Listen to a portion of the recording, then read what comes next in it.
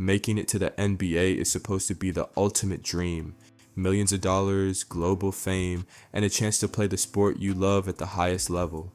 But for some players, reaching the pinnacle of basketball success becomes the beginning of their downfall. These aren't stories about injuries or bad luck. These are stories about talented athletes who had everything and threw it all away.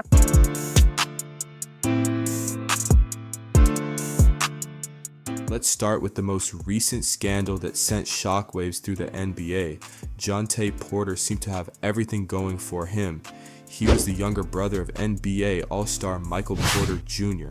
He had overcome serious back injuries to make it to the league and was finally getting his chance to prove himself with the Toronto Raptors.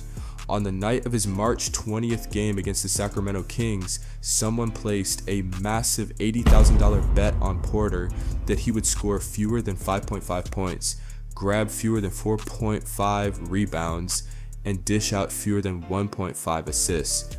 When Porter exited the game after merely 3 minutes of play, having recorded exactly 2 points and 2 rebounds, the enormous bet paid off flawlessly, generating roughly $1.1 million in winnings. The sportsbooks immediately reported the suspicious activity to gaming regulators, who then contacted the FBI. The investigation revealed that this wasn't an isolated incident. There had been a pattern of unusual betting activity surrounding Porter's games throughout the season. The FBI discovered that Porter had been feeding inside information to associates who were placing these massive bets based on his insider knowledge about his own playing status and game plans. The money trail showed that Porter was receiving a cut of the winnings. When NBA Commissioner Adam Silver announced Porter's lifetime ban in April 2024, he specifically mentioned the substantial bet that had triggered the investigation. Silver made it clear that the league had zero tolerance for any gambling-related corruption, especially when it involved players manipulating their own performance to influence betting outcome.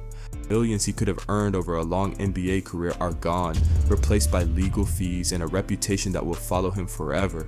While Porter's gambling destroyed his future, our next player's story shows how addiction can destroy not just a career, but a life with unlimited potential. Len Bias was supposed to be the future of basketball. Selected second overall by the Boston Celtics in 1986, he was joining a dynasty that had just won the NBA championship. At 6 feet 8 inches with incredible athleticism and a work ethic that impressed even his college coaches at Maryland, Bias was being compared to Michael Jordan. The Celtics saw him as the player who would extend their championship window for another decade. Bias had dominated college basketball, averaging 23.2 points and 7.0 rebounds per game in his senior season. NBA scouts raved about his combination of size, speed, and basketball IQ.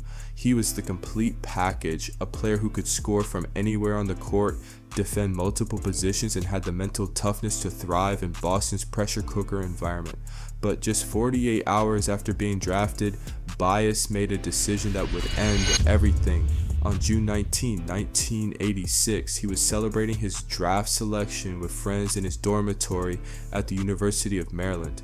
What should have been one of the happiest nights of his life became his last.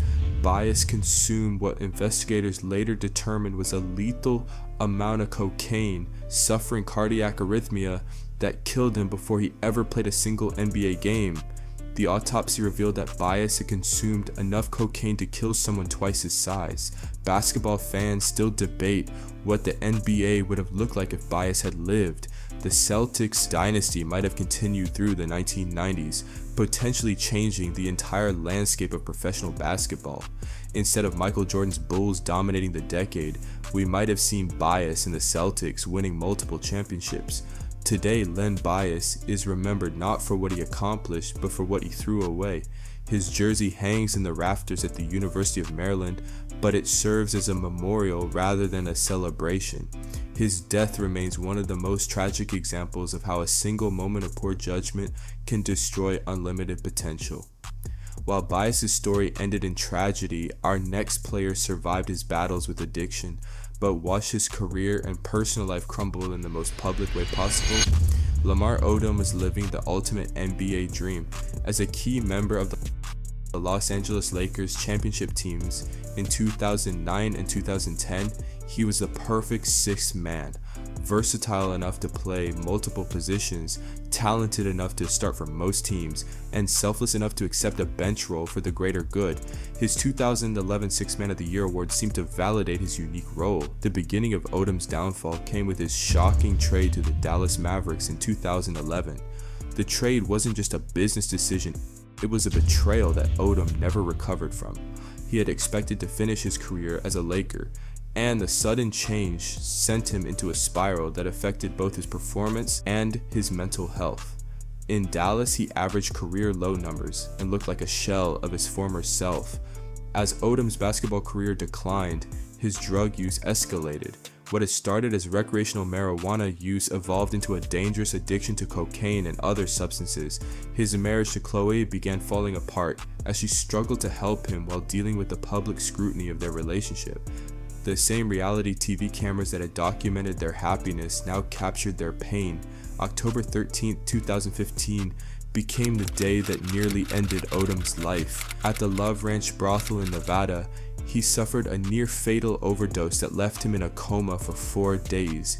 Doctors weren't sure if he would survive, and if he did, whether he would suffer permanent brain damage. The man who had once been one of the NBA's most versatile players was now fighting for his life in a hospital bed. Odom's recovery has been a long and difficult journey. He's been open about his continued struggles with addiction, his regrets about his marriage, and his attempts to rebuild his life. He's written books, appeared on reality shows, and tried to use his platform to help others struggling with similar issues. Today, Odom is sober and working to maintain his recovery, but he's also dealing with the long-term consequences of his choices. While Odom's story shows how addiction can destroy everything, our next player's downfall came from actions so shocking that they ended his career before it really began. Primo's rookie season showed flashes of the talent that had impressed scouts. He was learning from veteran players, working with the Spurs' renowned coaching staff, and seemed to be on the perfect path for long-term NBA success. But in October 2022, Primo's promising career came to a sudden and disturbing end.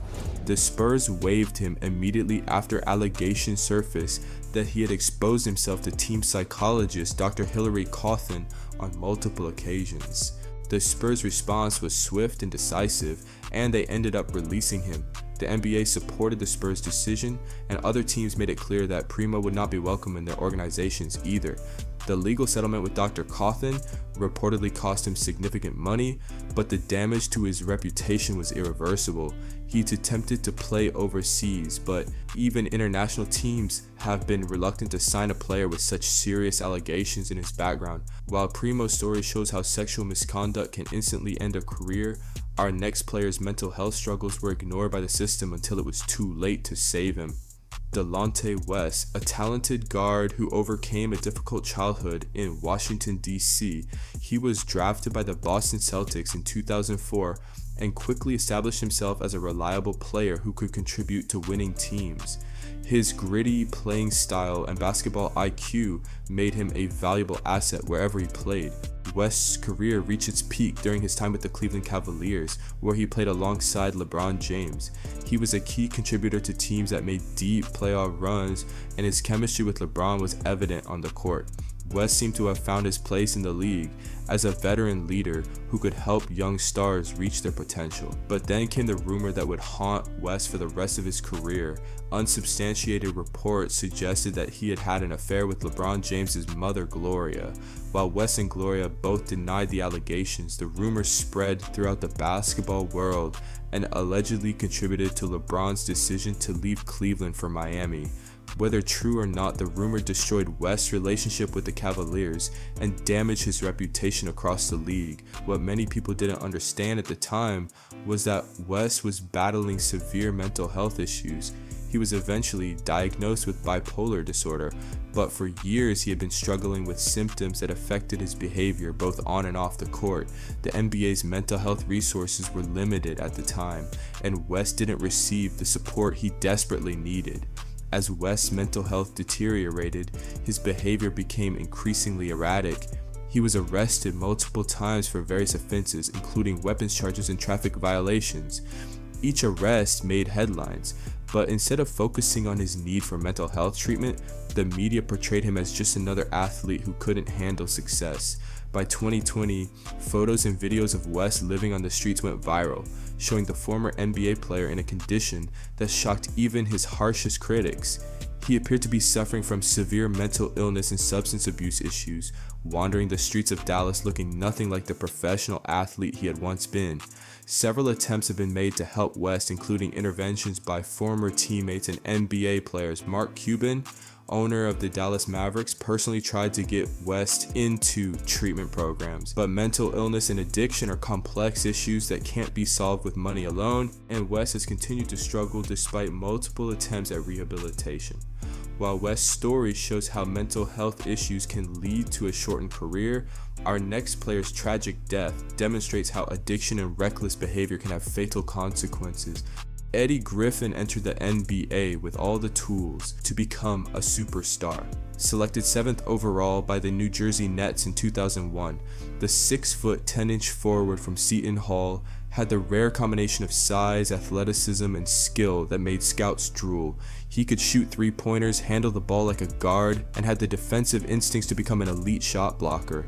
Griffin's early NBA performances showed glimpses of his incredible potential. He could score 20 points one night and block 5 shots the next. His versatility was ahead of its time. He was essentially playing the modern NBA game before it became popular. Teams saw him as a franchise-changing talent who just needed time to mature and develop consistency, but Griffin's off-court behavior quickly became a concern. He was arrested multiple times for various offenses, including assault charges and weapons violations. Each incident was more serious than the last, suggesting a pattern of increasingly reckless behavior that his teams in the league struggled to address effectively. Griffin's most destructive habit was his relationship with alcohol. He developed a severe drinking problem that affected every aspect of his life. His performance on the court became inconsistent, his behavior in the locker room became unpredictable, and his ability to maintain relationships with teammates and coaches deteriorated rapidly. The Houston Rockets and Minnesota Timberwolves all tried to help him, but Griffin's personal demons were stronger than any support system they could provide.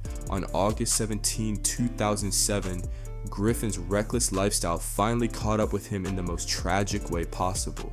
While driving drunk in Minneapolis, he crashed his SUV into a moving train. The impact was so severe that Griffin was killed instantly. He was just 25 years old with his entire life ahead of him. The investigation into Griffin's death revealed the full extent of his struggles. His blood alcohol level was more than twice the legal limit, and witnesses reported that he had been drinking heavily before getting behind the wheel. Griffin's death sent shockwaves through the NBA community. Players who had known him spoke about his talent and potential, but also about their frustration at being unable to help him overcome his demons.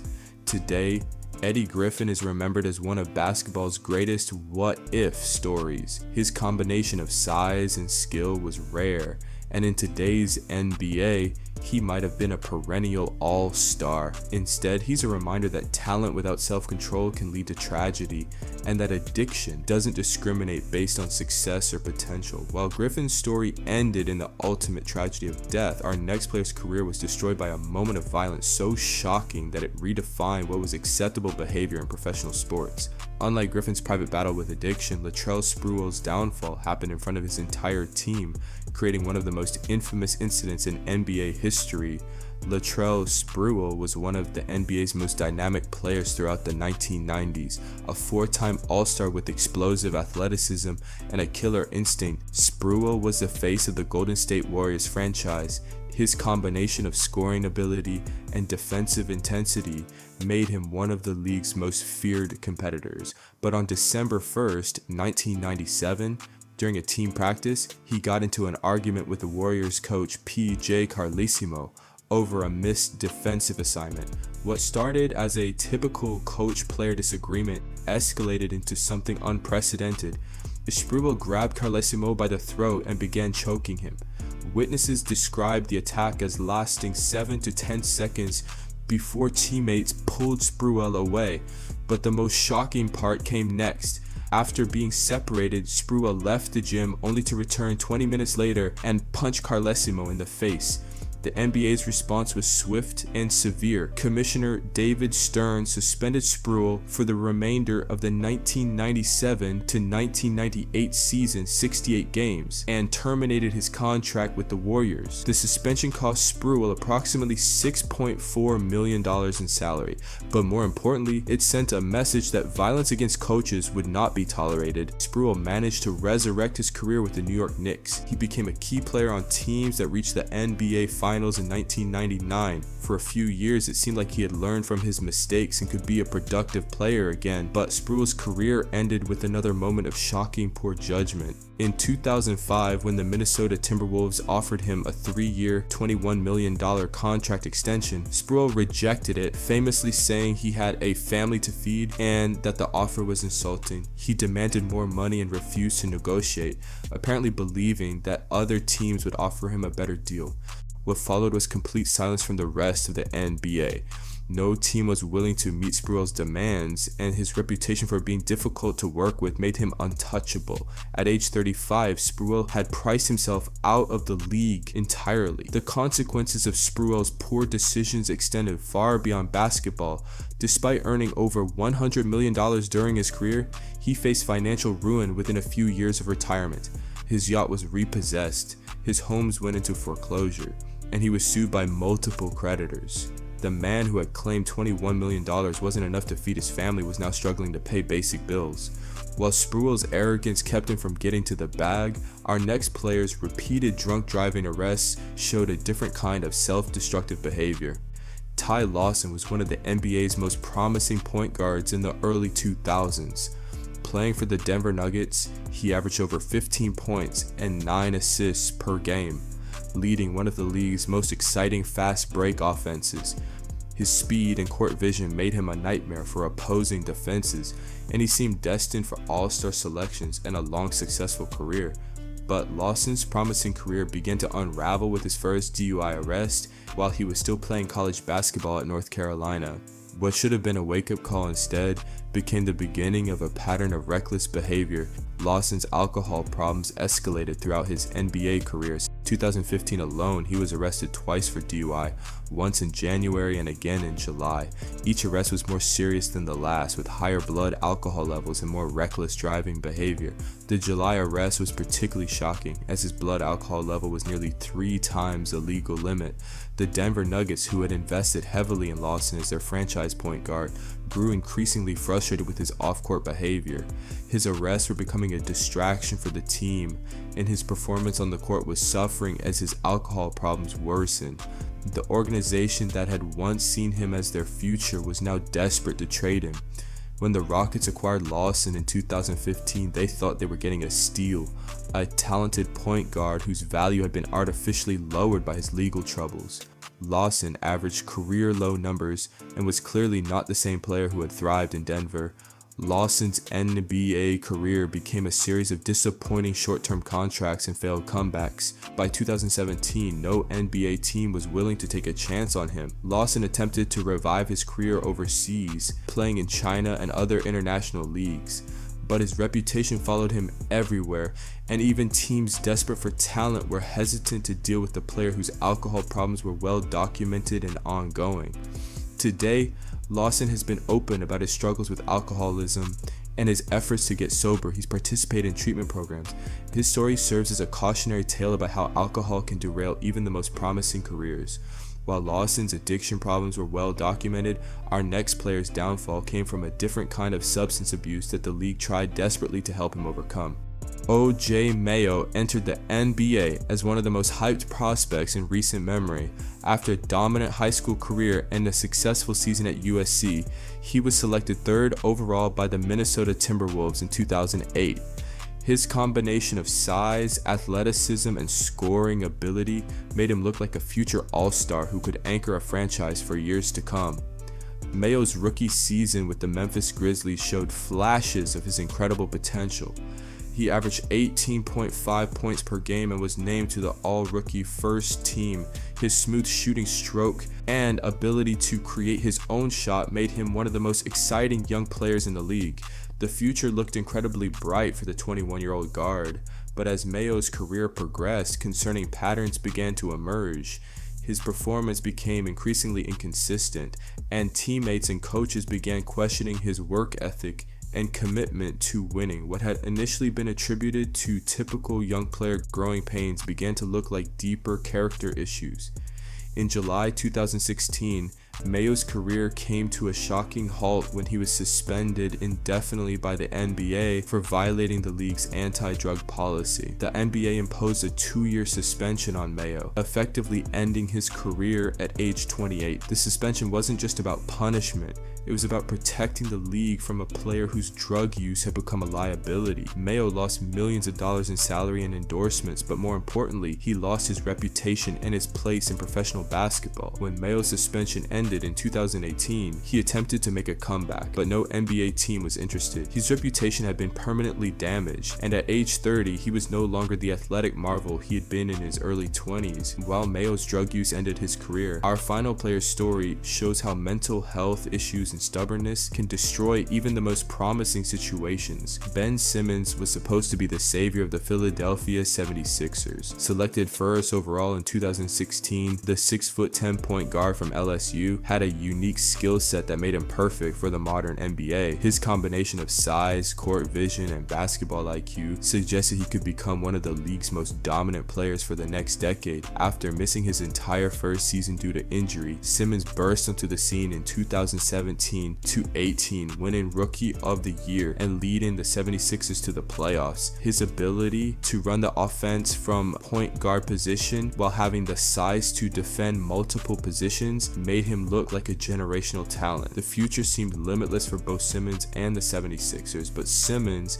had a glaring weakness that became more problematic each season. He refused to shoot the basketball. Despite being a professional basketball player, Simmons was terrified of taking jump shots, particularly three-pointers. His shooting form was broken, and instead of working to fix it, he simply avoided shooting altogether. Simmons' shooting phobia became a playoff liability that opposing teams exploited mercilessly. The most devastating example came in the 2021 playoffs against the Atlanta Hawks, when Simmons passed up a wide-open dunk in the fourth quarter of a crucial game. The moment became symbolic of his mental fragility and unwillingness to take responsibility in clutch situations. After the Hawks series, Simmons demanded a trade from Philadelphia, claiming he could no longer play for coach Doc Rivers and alongside Joel Embiid. But instead of handling the situation professionally, Simmons staged one of the most dramatic holdouts in NBA history. He refused to report to training camp, skipped games, and created a toxic situation that divided the locker room. When the 76ers began finding Simmons for his absence, he claimed he was dealing with mental health issues that prevented him from playing. While mental health is a serious issue that deserves support,